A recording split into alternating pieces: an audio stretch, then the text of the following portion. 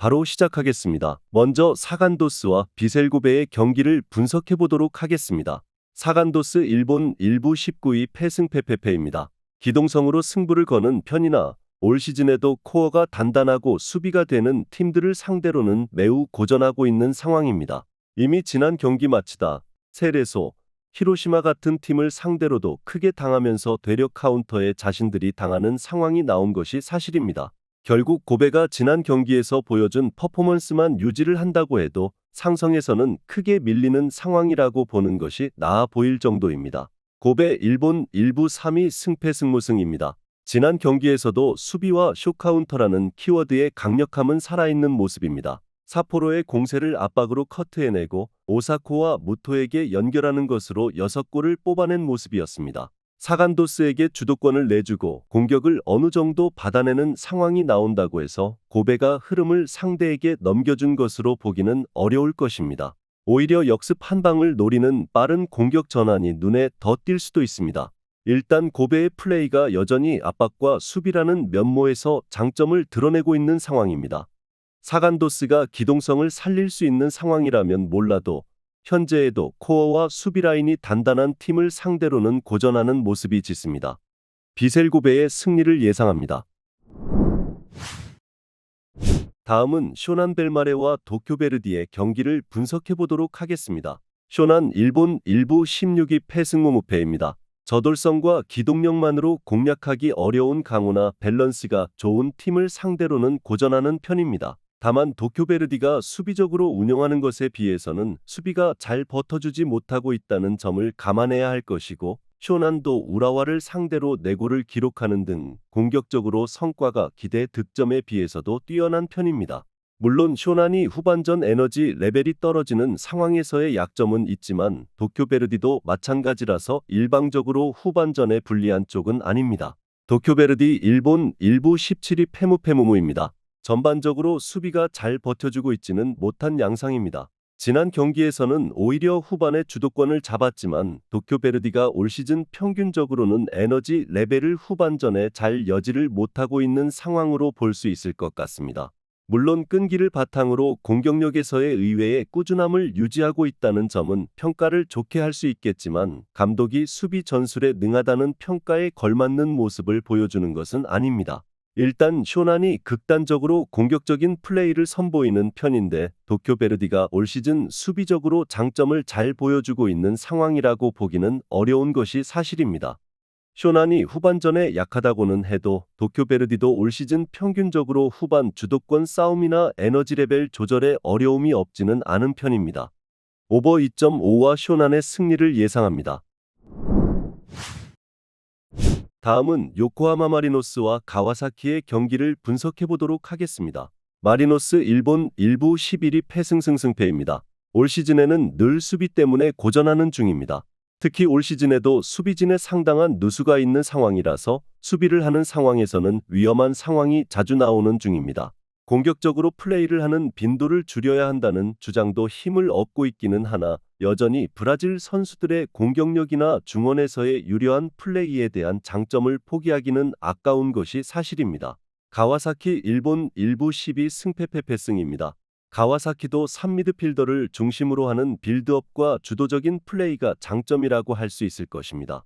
물론 가와사키도 상대가 역습 성향으로 가는 상황에서는 수비적으로 꽤 불안한 점이 잦은 편입니다.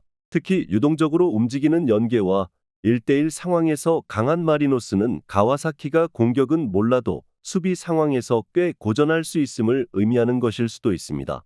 일단 마리노스와 가와사키 모두 중원에서의 유려한 플레이로 상대를 공략하는 방법을 잘 알고 있는 팀입니다. 다만 수비 상황에서는 두 팀의 차이가 크게 없고 약점이 서로 뚜렷한 편입니다. 난전 상황에서는 두 팀이 모두 승리를 장담하기는 어려울 것으로 볼 수도 있습니다. 오버 3.5 양상과 무승부 정도를 예상합니다.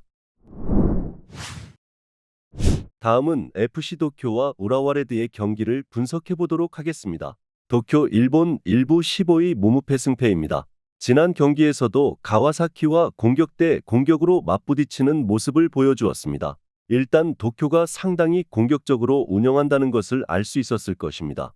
다만 이 양상에서는 늘 수비적으로 카운터에 대한 우려를 해야 하는데 특히 측면이 비는 것이 상당히 까다로울 수 있을 것으로 보입니다.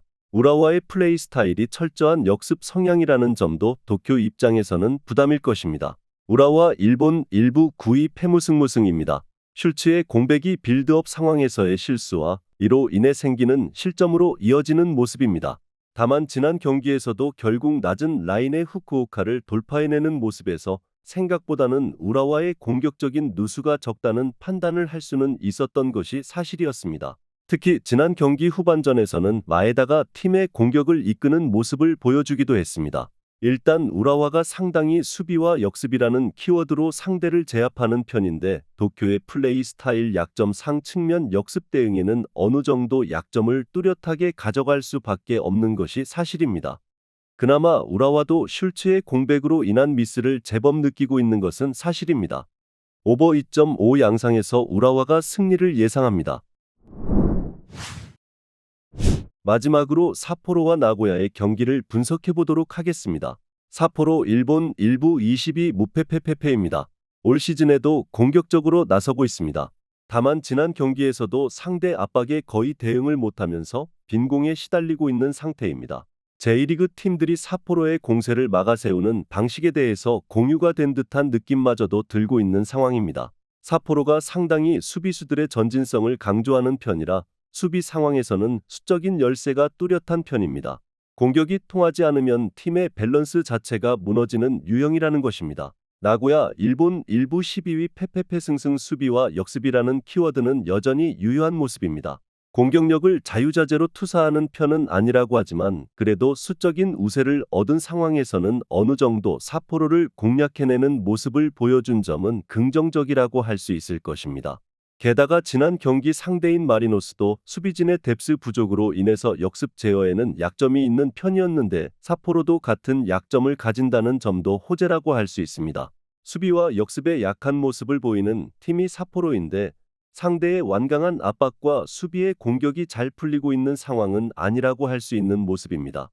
나고야가 골을 쥐어짜내는 양상을 보이는 것은 맞지만 그래도 공격 상황에서 수적인 우위를 잡을 수 있다는 점에 주목해야 할 것입니다. 나고야의 승리를 예상합니다. 영상에서 알려드리는 내용들은 모두 1차 분석 내용들이며 2차 분석과 최종 조합픽은 영상 하단 고정 댓글 링크로 문의 주시면 안내 도와드리도록 하겠습니다. 시청해주셔서 감사합니다.